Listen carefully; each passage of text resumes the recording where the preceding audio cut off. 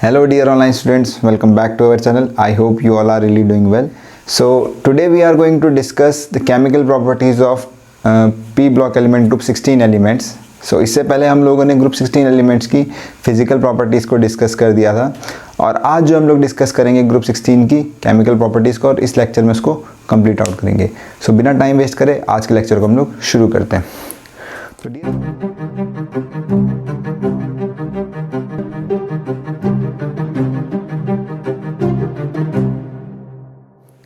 तो dear students, आज जो हम लोग डिस्कस करेंगे ग्रुप 16 एलिमेंट्स की केमिकल प्रॉपर्टीज़ को. और जैसा कि मैंने आपको पहले ही बताया था कि ग्रुप 16 एलिमेंट को हम लोग चाल्कोजेंस भी बोलते हैं, ठीक है. और सबसे पहली जो प्रॉपर्टी है इसमें हम लोग जो डिस्कस करने वाले हैं दैट इज़ ऑक्सीडेशन स्टेट. हम लोग डिस्कस करेंगे आज ऑक्सीडेशन स्टेट्स को. तो अगर हम लोग बात करें ग्रुप 16 एलिमेंट्स में ऑक्सीडेशन स्टेट की, तो जो मिनिमम ऑक्सीडेशन स्टेट है वो कौन सी होती है आपकी? मिनिमम ऑक्सीडेशन स्टेट -2 और मैक्सिमम ऑक्सीडेशन स्टेट जो है वो +6 होती है, ठीक है. मिनिमम ऑक्सीडेशन स्टेट जो है वो -2 होती है और मैक्सिमम ऑक्सीडेशन स्टेट जो होती है आपकी +6 होती है. अपार्ट फ्रॉम दिस आपको +2 और +4 ऑक्सीडेशन स्टेट भी देखने के लिए मिलेंगी. +2 और +4 ऑक्सीडेशन स्टेट भी देखने के लिए मिलेंगी. जो -2 ऑक्सीडेशन स्टेट होती है इसकी stability decreases down the group. Stability decreases down the group. Decreases down the group. तो अगर हम लोग इस ग्रुप के इस फैमिली में जो मेंबर्स की बात करें तो ऑक्सीजन के पास होती है कि वो -2 ऑक्सीडेशन स्टेट शो करे, क्योंकि ऑक्सीजन क्या आपका पूरे पीरियोडिक टेबल का सेकंड मोस्ट इलेक्ट्रोनेगेटिव एलिमेंट है, तो उसके पास टेंडेंसी होती है कि -2 ऑक्सीडेशन स्टेट को शो कर सकें. तो आगे हम देखते हैं कि किस तरीके से ये +2, +4 और +6 ऑक्सीडेशन स्टेट को अचीव करते हैं. तो इसके लिए सबसे पहले हम लोग जाते हैं इसके इलेक्ट्रॉनिक कन्फिग्रेशन पे, दैट इज NH2 और NP4. तो अगर हम बात करें ऑक्सीजन ऑनवर्ड्स यानी सल्फर की बात करें जैसे, तो ऑक्सीजन तो +6 दिखाएगा नहीं. ऑक्सीजन के पास मेनली टेंडेंसी होती है कि -2 और +2 शो करे. तो +2 तो सभी के साथ, +2 सिर्फ और सिर्फ फ्लोरीन के साथ दिखाएगा. एक चीज़ को ध्यान रख लेना है, आगे चल के आपको बताऊंगा भी कि आपके पास में ऑक्सीजन जो होता है, ऑक्सीजन की जो +2 और +1 ऑक्सीडेशन स्टेट है, यूजुअली ऑक्सीजन आपका 3 ऑक्सीडेशन स्टेट शो करेगा. मैं दिखाऊंगा अभी आपको. ऑक्सीजन की बात करें अगर हम लोग तो -2 तो शो कर ही रहा है, ठीक है. साथ ही साथ आपके पास में -1 और -1 और -½ भी शो करता है. -½ किस तरीके से शो करता है मैं बताऊंगा आपको. O2 की फॉर्म में जब जाएगा, है ना, पर ऑक्साइड की फॉर्म में, ये ऑक्साइड की फॉर्म में रहता है आपका -2 और -1 जो आपकी पर ऑक्साइड की फॉर्म में रहता है, जैसे H2O2 हो गया. जैसे अगर हम लोग बात करें H2O2 की, तो यहाँ पे आपके पास में -1 शो करेगा.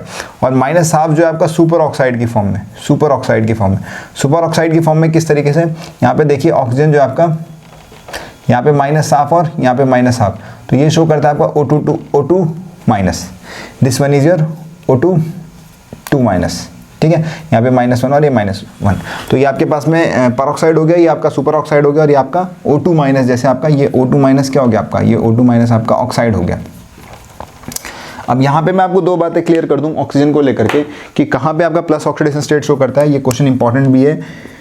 एक तो OF2 के केस में और दूसरा O2F2 के केस में. OF2 के केस में +2 है और यहाँ पे आपके पास में +1 ऑक्सीडेशन स्टेट है, ठीक है. इस चीज़ को ध्यान में रखिएगा. इसका स्ट्रक्चर अगर हम लोग देखें तो इस तरीके का है.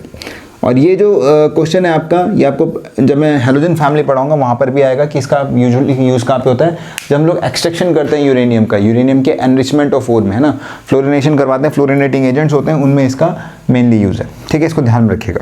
अब अदर मेंबर्स की बात करते हैं, तो अदर मेंबर्स के लिए हम लोग सबसे पहले जाते हैं इलेक्ट्रॉनिक कन्फिग्रेशन पे. अब जैसा कि एक चीज़ आप लोग दिमाग में बैठा लीजिए, वो क्या है कि ऑक्सीजन के पास क्या है, ऑक्सीजन के पास में d ऑर्बिटल नहीं है. Absence of d orbital in oxygen. Absence of d orbital इन, क्योंकि सेकंड पीरियड का है इन ऑक्सीजन. ऑक्सीजन के पास में d ऑर्बिटल अवेलेबल नहीं है. अगर d ऑर्बिटल अवेलेबल नहीं है तो इसका मतलब क्या है, वो हायर ऑक्सीडेशन स्टेट शो नहीं कर पाएगा. तो उसके पास टेंडेंसी होती है कि कौन सी शो कर सकता है वो आपका दिस ऑक्सीडेशन स्टेट. एक तो -2, -1, -½ और ऑक्साइड्स में आपका -2, बाकी फ्लोरीन के साथ में सिर्फ प्लस ऑक्सीडेशन स्टेट शो करेगा. इस चीज़ को ध्यान में रखिएगा. अब अदर मेंबर में जो ऑक्सीडेशन स्टेट है वो किस तरीके से अचीव होती है, मैं उसको आपको with the help of orbital diagram सिखाता हूँ, ठीक है. तो यहाँ पे देखना आप लोग, आपके पास में NH2 है और ये 2p4 है, मान लो 3s2 है, 3p4 है. और आगे जो ऑर्बिटल होगा that will be your d orbital. ये कौन सा ऑर्बिटल है आपके, ये आपके पास में d ऑर्बिटल. 1 2 3 4 और 5 है ना, 5 वेकेंट ऑर्बिटल है इस सब शेल के अंदर में, ठीक है. तो अगर हम लोग देखें यहाँ पे, तो जो फर्स्ट एक्साइटेड स्टेट होगी यहाँ पे, तो आपके पास में दो ऑर्बिटल अवेलेबल है बॉन्डिंग के लिए, तो यानी जो आपके पास में +2 और -2 होगी वो इन्हीं की वजह से होगी। तो अगर मैं फर्स्ट एक्साइटेड स्टेट की बात करूँ तो फर्स्ट एक्साइटेड स्टेट में इलेक्ट्रॉन जंप करके बाहर गया, तो ये क्या बन जाएगा आपका, ये इस तरीके से हायर ऑक्साइडेड स्टेट को अचीव कर लेगा। 1 2 3 4 5, तो ये जो एक्साइटेड स्टेट गई, यहाँ पर अगर हम लोग देखें स्टूडेंट्स, तो यहाँ पे आपके पास में क्या है, यहाँ पे आपके पास में +4 ऑक्सीडेशन स्टेट अचीव हो सकती है। क्योंकि देखो स्टूडेंट्स, होता क्या है कि मैं +4 क्यों बोल रहा हूँ, -4 क्यों नहीं बोल रहा हूँ, क्योंकि इलेक्ट्रॉन को एक्साइट कराने के लिए हमें एक इलेक्ट्रोनेगेटिव एटम लगाना पड़ेगा, और जब हम लोग इलेक्ट्रोनेगेटिव एटम लगाएंगे तो इसका मतलब क्या है, ऑब्वियस सी बात है कि ये प्लस ऑक्सीडेशन स्टेट शो करेगा, क्योंकि इलेक्ट्रॉन कोवेलेंट बॉन्ड के अंदर में इलेक्ट्रोनेगेटिविटी के डिफरेंसेस के बेसिस पे हम लोग बोल पाते हैं कि +4 ऑक्सीडेशन स्टेट है या पॉजिटिव ऑक्सीडेशन स्टेट है या नेगेटिव ऑक्सीडेशन स्टेट है। तो यहाँ पे +4 जो अचीव हो रही है वो किसकी वजह से अचीव हो रही होगी आपकी, कि कोई इलेक्ट्रोनेगेटिव एटम लगा रहे हो, वो इलेक्ट्रॉन को एक्साइट कराने में मदद कर रहा है। और होता भी ऐसा ही है, क्योंकि जितना स्ट्रॉन्ग आप इलेक्ट्रोनेगेटिव एटम लगाएंगे उतना ज़्यादा एनर्जी रिलीज होगी, और जितनी ज़्यादा आपकी एनर्जी रिलीज होगी उतना वो अचीव कराने में मदद करेगा आपका हायर ऑक्सीडेशन स्टेट को। ओके, नाउ आगे हम लोग देखें सेकेंड एक्साइटेड स्टेट की बात करें अगर, तो सेकेंड एक्साइटेड स्टेट में अगेन जो है सेकेंड एक्साइटेड स्टेट में आपके पास में ये जो इलेक्ट्रॉन था आपका, ये जंप करके बाहर जाएगा, 1 2 3 4 5 है ना ये, और इस केस में आपके पास में देखिए तो अगेन आपके पास में +6 ऑक्सीडेशन स्टेट अचीव होती है। और इसका देखिए आपको मैं एक एग्जांपल भी बता देता हूँ कि +6 के केसेस में यूजुअली कौन से कंपाउंड्स आपके फॉर्म करेंगे, तो यूजुअली जिनमें आपके हैलाइड्स होंगे, हैलाइड्स में भी कौन सा, फ्लोरीन वाला है ना, तो जैसे SF6 आपका एग्जिस्ट करता है, SF6 हो गया आपका है ना, SeF6 हो गया आपका, TeF6 हो गया, ये कंपाउंड्स आपके एग्जिस्ट करते हैं, क्योंकि फ्लोरीन क्या हो गया आपका, फ्लोरीन एक इलेक्ट्रोनेगेटिव एटम हो गया, और फ्लोरीन जब इलेक्ट्रोनेगेटिव एटम होगा तो जब वो बॉन्ड फॉर्म करने जाएगा तो बहुत स्ट्रॉन्ग बॉन्ड फॉर्म करेगा, और अगर वो स्ट्रॉन्ग बॉन्ड फॉर्म कर रहा है इसका मतलब एनर्जी मैक्सिमम रिलीज करेगा, और अगर एनर्जी मैक्सिमम रिलीज कर रहा है तो एक्साइट कराने में आपकी मदद करेगा। इसीलिए क्या होता है कि +6 की जो ऑक्सीडेशन स्टेट है उसको अचीव कराने में वो हेल्पफुल होता है। ठीक है, इस चीज़ को आप लोग ध्यान में रखिएगा।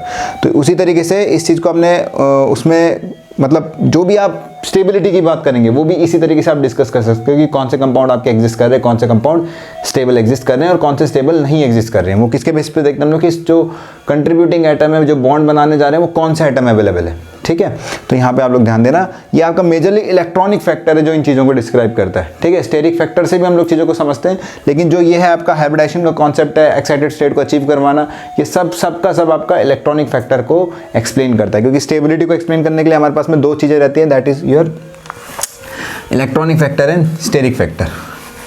ठीक है, तो मेजरली जो आपके पास में फ्लोराइड्स के केस में ये देखने के लिए आपको मिलेगा। तो चलिए आगे जो है हम लोग डिस्कस करेंगे इसी में ऑक्साइड्स को। ठीक है, इस चैप्टर के ऑक्साइड्स को।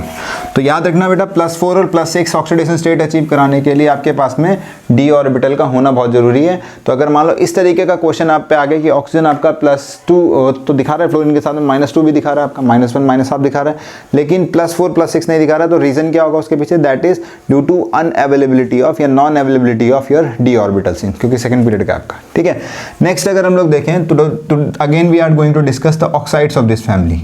किसको डिस्कस करेंगे हम लोग, ऑक्साइड्स को डिस्कस करेंगे, और यहाँ से भी आपका बहुत इंपॉर्टेंट एक क्वेश्चन बन जाता है। ठीक है, तो अगर ऑक्साइड्स की बात करें तो आपके पास में दो तरीके के ऑक्साइड फॉर्म करेंगे, एक तो EO2 टाइप और दूसरा आपका EO3 टाइप। ठीक है, एक तो आपका EO2 टाइप और दूसरा आपका EO3 टाइप। अगर EO2 में देखें, EO2 का मतलब कोई भी दूसरा एलिमेंट ना, है ना, तो E का मतलब क्या हो सकता है आपके पास में, E का मतलब हो गया ऑक्सीजन, सल्फर, पोलोनियम नहीं लेता हूँ क्योंकि पोलोनियम आपका कैसा हो जाता है, आपका रेडियो एक्टिव है। तो रेडियो एक्टिव एलिमेंट्स कितनी स्टडी की गई है, बिस्मिथ ऑनवर्ड है ना आपका, तो बिस्मिथ के बाद आएगा पोलोनियम, तो उसकी रेडियो एक्टिविटी ज़्यादा होती है, तो उनकी स्टडी इतनी नहीं की गई होती है। तो यूजुअली हम लोग जो डिस्कस करते हैं वो टेल्यूरियम तक करते हैं। ठीक है, तो अगर हम यहाँ पे देखें तो इधर जो ऑक्सीडेशन स्टेट होगी दैट विल बी +4, और यहाँ पे जो ऑक्सीडेशन स्टेट होगी आपका +6 होगी।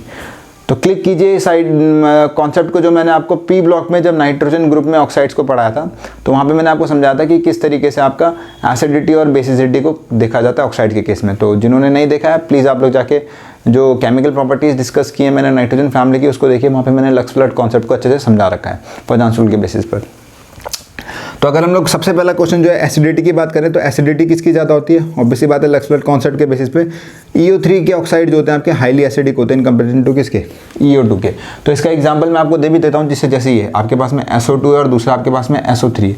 तो SO2 और SO3 की अगर हम लोग बात करें तो यहाँ पे आपके क्या है, तो जिस भी ऑक्साइड्स को हम लोग वाटर में डिजोल्व कराएंगे, याद रखिए इस कॉन्सेप्ट को, अगर मैं सल्फर डाइऑक्साइड के ऑक्साइड को, यानी किसी भी नॉन मेटल के ऑक्साइड को अगर मैं वाटर में डिसॉल्व कराता हूँ तो मुझे क्या मिलता है, मुझे एसिड मिलेगा और सेम ऑक्सीडेशन स्टेट का, मुझे एसिड मिलेगा और वो भी आपका सेम ऑक्सीडेशन स्टेट का।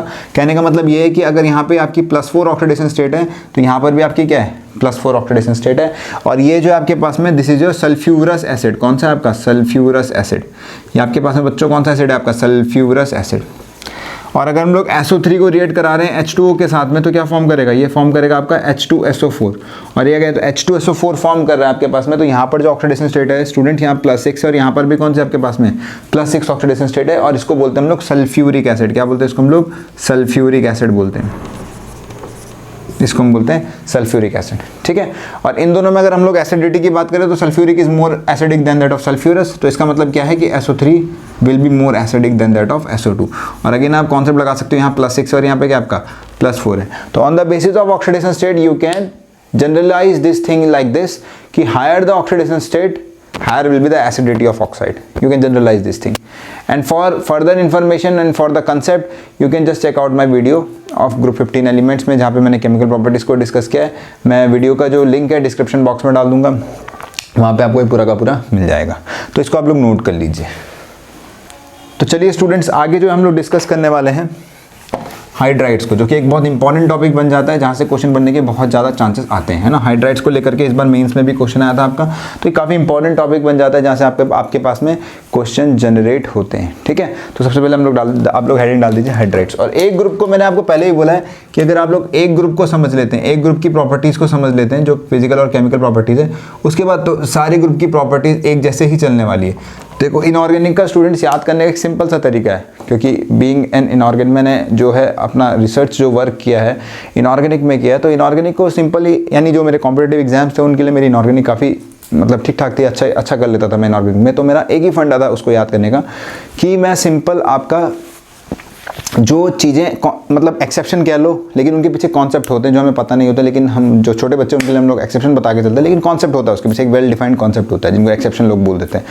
तो यूजुअली क्या होता है कि आप उन चीज़ों को उन पर फोकस करो जो कि आपके पास में एक डिफरेंट वे में चल रही है, जैसे साइज़ को, आयनेशन एंथैल्पी को, इलेक्ट्रॉन गेन एंथैल्पी को, जो डिफरेंट चल रही है उनको याद कर लो। लेकिन क्योंकि बाकी जो चीज़ें जो प्रॉपर्टीज़ हैं वो तो एज यूजुअल है, जैसे अगर हम लोग फ्लोरीन, क्लोरीन, ब्रोमीन, आयोडीन की तरफ जा रहे हैं, नीचे जाने पर इलेक्ट्रॉन गेन एंथैल्पी आपकी कम होती है, लेकिन फ्लोरीन और क्लोरीन के केस में अपोजिट हो जाता है। तो जो अपोजिट चीज़ें उनको याद कर लो, अगर वो याद हो गई आपको तो बाकी तो कॉन्सेप्ट सेम ही है ना।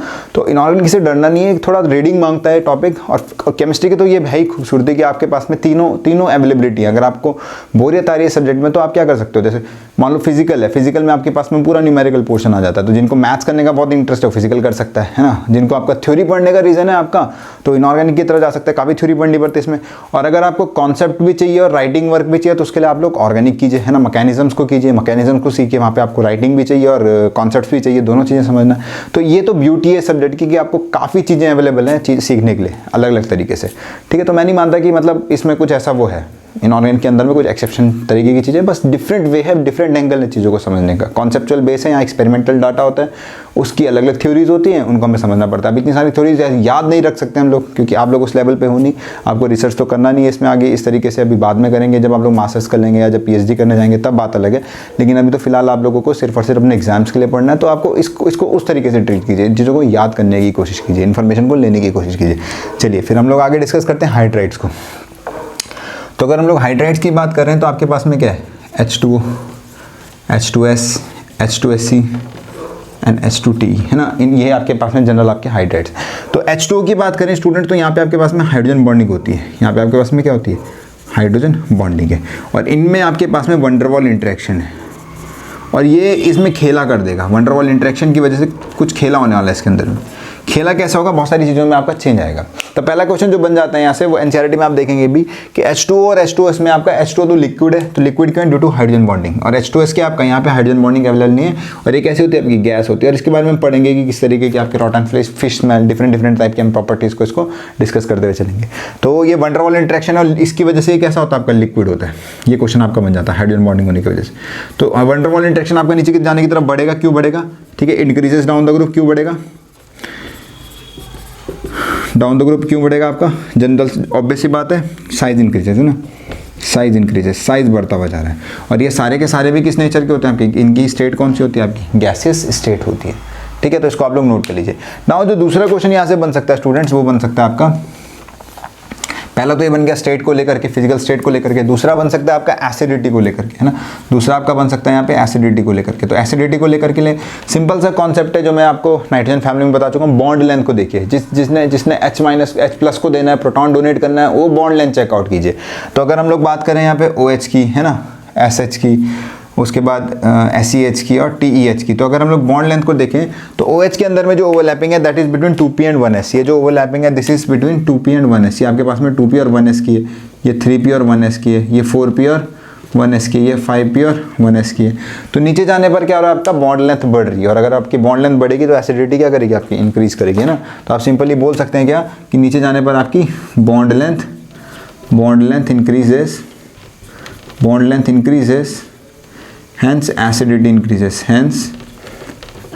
increases। और यही रीज़न मैंने आपको पीछे भी बताया होगा, तो अगर मैं अगेन आपको तीसरा जो मैं फैक्टर डिस्कस करूं that is your bond angle. अगर मैं बॉन्ड एंगल को डिस्कस करूं तो बॉन्ड एंगल के लिए सिंपल सी बात है ना, क्या बात है सोचो जरा। तो बॉन्ड एंगल जैसा मैंने आपको कहाँ बताया, वहीं बताया, नाइट्रोजन फैमिली के अंदर बताया, यहाँ पर भी हम लोग वही डिस्कस कर सकते हैं कि बॉन्ड एंगल नीचे जाने पर क्या होगा, डिक्रीज होगा। तो अगर हम लोग बात करते हैं H2O, है ना, ये पे लिख देता हूँ मैं बॉन्ड एंगल का डाटा। जिनके बॉन्ड एंगल का डाटा रहेगा वो क्या रहेगा, जो H2 होता है इसका बॉन्ड एंगल यानी डिक्रीजेस डाउन द ग्रुप, है ना, डिक्रीजेस डाउन द ग्रुप। बहुत सारे रीज़न है, देखो जैसे वाटर के अंदर में हाइब्रिडाइजेशन होती है, H2S के अंदर में हाइब्रिडाइजेशन नहीं होती है ना, ड्रैगो कंपाउंड है आपका। और आप ऐसे बोल सकते हो कि अगर सेंट्रल एटम का साइड एटम के साइज कांस्टेंट है, अगर साइड एटम का साइज कांस्टेंट है और सेंट्रल एटम का साइज बढ़ रहा है, तो बॉन्ड एंगल क्या होता है आपका, कम हो जाता है ना। सेंट्रल एटम का साइज तो कांस्टेंट है, लेकिन सेंट्रल एटम का साइज बढ़ रहा है, साइड एटम का साइज कैसा है, कांस्टेंट है। और अगर साइज कांस्टेंट है तो बॉन्ड एंगल क्या हो जाते हैं आपके, कम हो जाते हैं, सेंट्रल का बढ़ रहा है तो सिंपली अगर हम लोग देखें यहाँ पे बॉन्ड एंगल का डाटा देखें तो इसका अप्रॉक्सीमेटली 104.5 डिग्री हो जाता है आपका, या आपका 91 डिग्री के करीब है ना। उसी तरीके से 90 डिग्री के करीब है, या आपका 89.5 के करीब। तो इस तरीके का अप्रॉक्सीमेशन डाटा आपका चलता रहता है कि नीचे अप्रॉक्सीमेटली आपके पास में हाइब्रिडाइज्ड ऑर्बिटल अवेलेबल नहीं है, ठीक है, इस चीज़ को ध्यान रखिएगा। तीसरी चीज़ जो है यहाँ से हम लोग, जैसे एसिडिटी हमने डिस्कस कर दी, तो इनकी बेसिसिटी भी डिस्कस कर सकते हैं। चौथी जो चीज़ है हम लोग क्या डिस्कस कर सकते हैं, इनकी बेसिसिटी को भी डिस्कस कर सकते हैं। तो अगर हम लोग बेसिसिटी की बात करें तो नीचे जाने पर अगेन रीज़न क्या है, बेसिसिटी किसकी ज़्यादा होगी, H2O की, देन क्या होगा आपका H2S की, देन किसकी होगी H2TE की, और देन किसकी होगी, H2SE की, एंड देन किसकी होगी आपकी H2TE की। तो यहाँ जाने पर आपकी बेसिसिटी बढ़ती है, इधर जाने पर बेसिसिटी बढ़ती है। रीज़न क्या है, रीज़न सुन लीजिए कि जो H2 है और H2 में ऑक्सीजन है, ऑक्सीजन के पास लोन पेयर है, और वो लोन पेयर प्रोटॉन को एक्सेप्ट करेगा, है ना। यहाँ पे आपके पास में ऑक्सीजन है, ऑक्सीजन के पास में लोन पेयर है, और ये लोन पेयर जो है बेटा आपके किस में, ये आपके पास ऑक्सीजन में, और ये आपके प्रोटॉन एब्स्ट्रैक्ट करने जाएंगे, प्रोटॉन एब्स्ट्रैक्ट करने का काम करेंगे। अगर ये प्रोटॉन एब्स्ट्रैक्ट करने का काम करेंगे तो इसका मतलब क्या है, ऐसे जो बेसिसिटी है इससे गवर्न होने वाली है, जो बेसिसिटी आपकी इसी उससे गवर्न होने वाली है। तो मैं ये बोल रहा हूँ कि ऑक्सीजन के केस में साइज स्मॉल हो गया, इसका साइज क्या हो गया आपका, स्मॉल साइज हो गया। तो small size more electron density, small size more electron density, more electron density. और दूसरा जो बेटा एसिड बेस रिएक्शन जो होती है वो आपका कोलम्बिक इंटरेक्शन से गवर्न होती है। किससे गवर्न होती है, आपका कोलम्बिक इंटरेक्शन से गवर्न होती है। तो आपके यहाँ जो H2 का केस, H2 के केस में फोर्थ ऑफ अट्रैक्शन जो होगा वो ज़्यादा होगा, और जब फोर्थ ऑफ अट्रैक्शन ज़्यादा होगा तो इसकी बेसिसिटी भी क्या होगी, ज़्यादा होगी। एक एंगल तो ये है कि नीचे जाने पर इलेक्ट्रॉन डेंसिटी कम हो रही है, इसलिए बेसिसिटी आपकी कम हो रही है।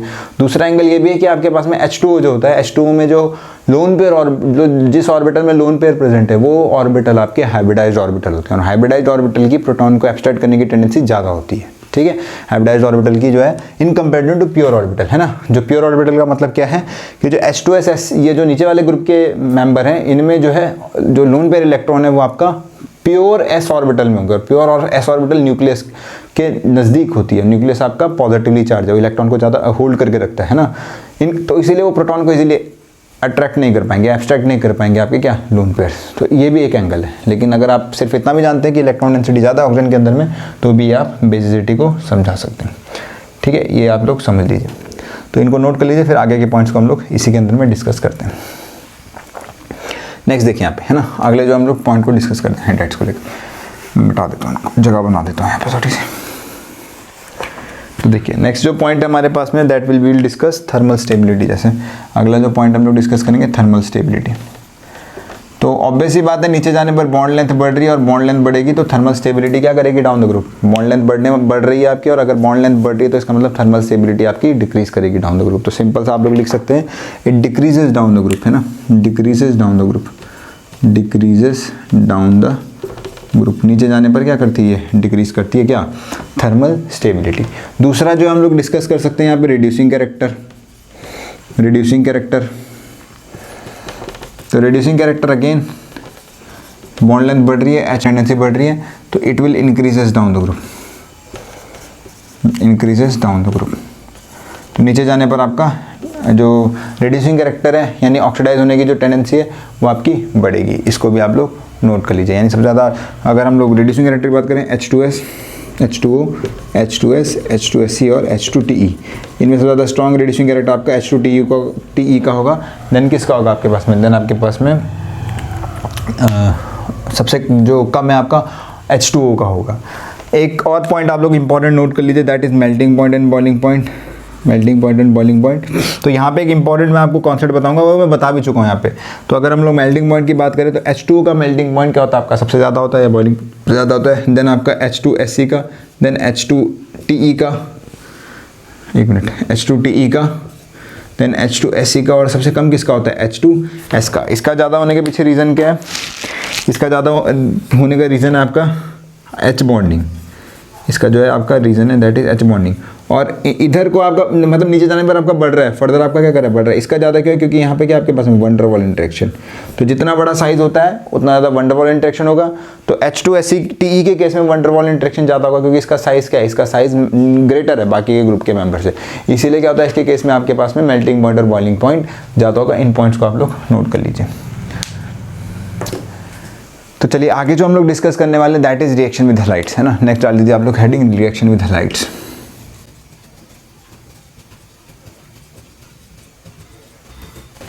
तो अगर हम लोग हैलाइड्स की बात करें तो ये तीन टाइप के हैलाइड्स फॉर्म करते हैं। कौन कौन से फॉर्म होते हैं आपके, एक होता है बेटा EX2, एक होता है EX4 और तीसरा जो होता है आपका EX6 होता है।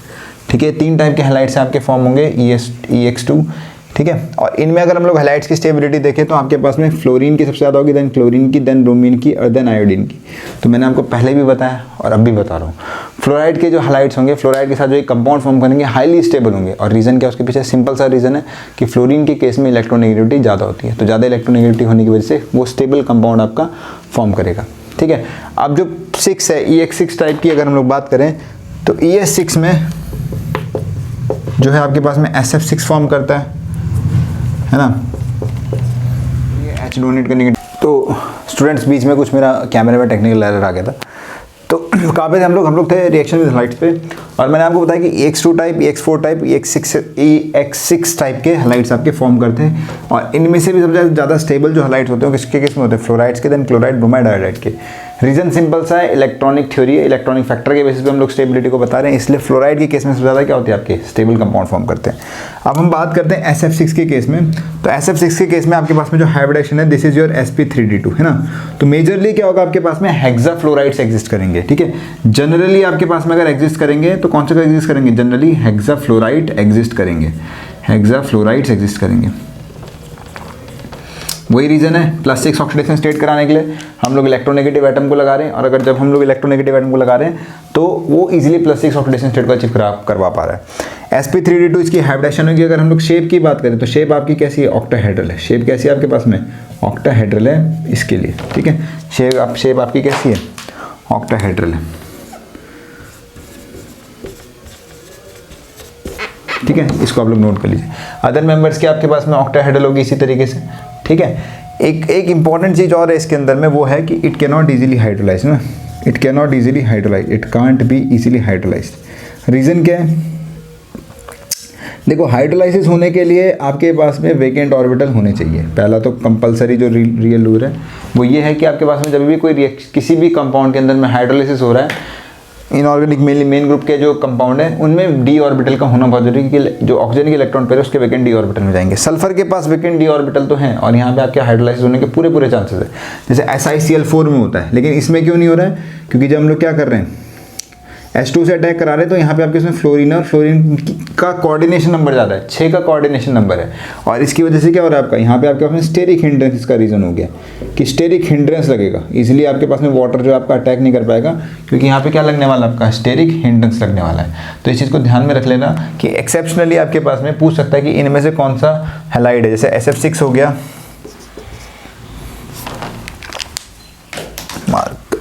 SF6 हो गया आपके पास में, SEF6 हो गया, TEF6 हो गया, ये इनमें से आपके कौन सा इजीली हाइड्रोलाइज नहीं हो पाता, तो ये वाला आपका हाइड्रोलाइज्ड नहीं हो पाता। बाकी इसमें सेंट्रल एटम का साइज बढ़ रहा है, सेंट्रल एटम का साइज बढ़ेगा तो कोऑर्डिनेशन नंबर आपका 6 का ज़्यादा नहीं होगा, है ना। अगर सेंट्रल एटम का साइज छोटा है तो 6 कोऑर्डिनेशन नंबर उसके लिए क्या हो जाएगा, बहुत ज़्यादा हो जाएगा, तो वो चीज़ आपकी यहाँ पे वर्क करती है। अपार्ट फ्रॉम दैट अगर हम लोग बात करें SF4, SEF4 या TEF4 की, ठीक है, इनकी बात करें तो यहाँ पे जो आपके पास में हाइब्रिडाइजेशन है मेजरली आपकी कौन सी रहने वाली है, आप चेक कर सकते हैं। यहाँ पे जो आपके पास में हाइब्रिडाइजेशन है sp3d रहने वाली है, ठीक है। कैसे देखिए 1 2 3 4 5 6, तो आपके इसमें 4 तो ये हो गए और ये हो गया, है ना। तो sp3d का मतलब क्या हो गया, sp3d का मतलब हो गया आपके पास में जो शेप है आपकी सीसॉ, शेप कैसी है आपके पास में, शेप जो है आपके पास में सीसॉ, शेप जो है सीसॉ, याद रखिएगा क्वेश्चन आता है, ये सीसॉ शेप होती है इनकी, ठीक है। और अगर ज्योमेट्री की बात करता है, इसमें अगर आपकी ज्योमेट्री की बात करता है, अगर ज्योमेट्री पूछ लेता है तो ज्योमेट्री की अगर हम लोग बात करें तो ज्योमेट्री आपके पास में TBP होगी, trigonal bipyramidal, trigonal bipyramidal, pyramidal general जो है, जनरल ज्योमेट्री आपके पास में ये रहेगी। और इनकी स्टेट की बात करें, अगर हम लोग फिजिकल स्टेट की बात करें तो SF4 जो होता है आपका गैसेस स्टेट में एग्जिस्ट करता है, ये गैसेस होता है, देन ये आपका लिक्विड होता है, और ये कैसा होता है आपका, ये सॉलिड नेचर का होता है। अगेन ये सॉलिड स्टेट में क्यों जा रहा है आपका, सिंपल सा रीज़न है सॉलिड स्टेट में जाने का। सल्फर के केस में सल्फर का साइज़ छोटा हो गया, सेलेनियम का साइज़ बढ़ रहा है, देन आपका टेलुरियम का साइज़ बढ़ रहा है, तो साइज़ बढ़ेगा, इंट्रैक्शन बढ़ेगा, वंडर वॉल इंट्रैक्शन बढ़ेगा, और अगर आपका वंडर वॉल इंट्रैक्शन बढ़ता है तो इसका मतलब क्या है कि फिजिकल स्टेट चेंज हो रही है। तो फिजिकल स्टेट चेंज होने के पीछे रीज़न जो है यहाँ पे आपका सिंपल सा क्या है, मॉलिक्यूल का साइज़। तो साइज़ बढ़ने पर ये सारी की सारी प्रॉपर्टीज इसके अंदर में जनरेट होती है। तो ये तो आपके हेक्साफ्लोराइड्स थे, और ये आप इनके शेप और ज्योमेट्री को जरूर ध्यान रखिएगा, इनकी जो हाइब्रिडाइजेशन है इनको जरूर ध्यान रखिएगा, ठीक है।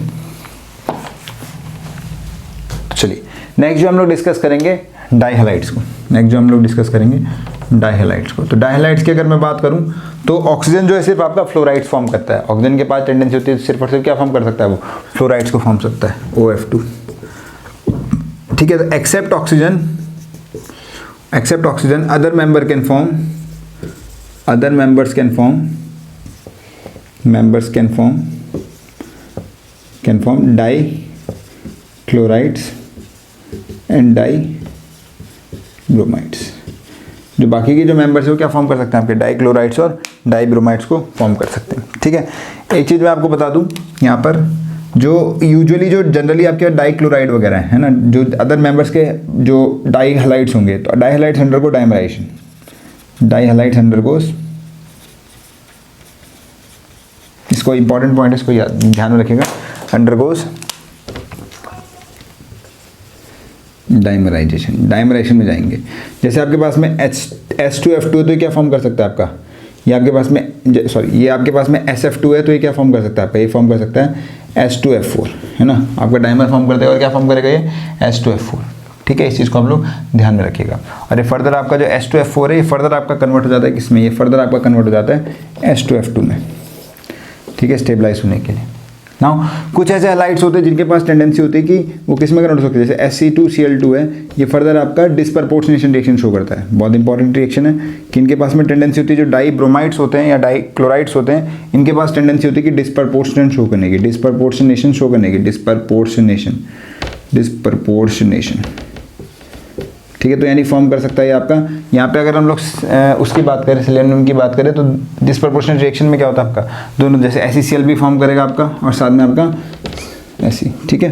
तो अगर मैं इसमें बैलेंस की बात करूँ, रिएक्शन बैलेंस है, लेकिन ऑक्सीडेशन स्टेट चेंज देखूँ तो यहाँ पे आपके पास में जो था सेलेनियम जो था आपका अगर +1 में था, ठीक है, यहाँ पे आपका +1 में था, तो यहाँ किस में जा रहा है आपका +4 में और 0 में, तो इसका मतलब कौन सी रिएक्शन है आपकी, डिस्प्रपोर्शनेशन रिएक्शन है, ठीक है। तो आज जो है हम लोगों ने जो है ये पूरे के पूरे हाइलाइट से इनको डिस्कस कर लिया, ठीक है। अगर इनकी, हाँ एक चीज़ बता देता हूँ मैं आपको, इनकी अगर मैं हाइब्रिडाइजेशन की बात करूँ तो हाइब्रिडाइजेशन कौन सी रहने वाली है, हाइब्रिडाइजेशन इनकी में रहने वाली है, हाइब्रिडाइजेशन रहने वाली है sp3, एंड अगर sp3 तो ज्योमेट्री कौन सी रहेगी आपकी, टेट्राहेड्रल, टेट्राहेड्रल इनकी ज्योमेट्री रहने वाली है, टेट्राहेड्रल इनकी ज्योमेट्री रहने वाली है।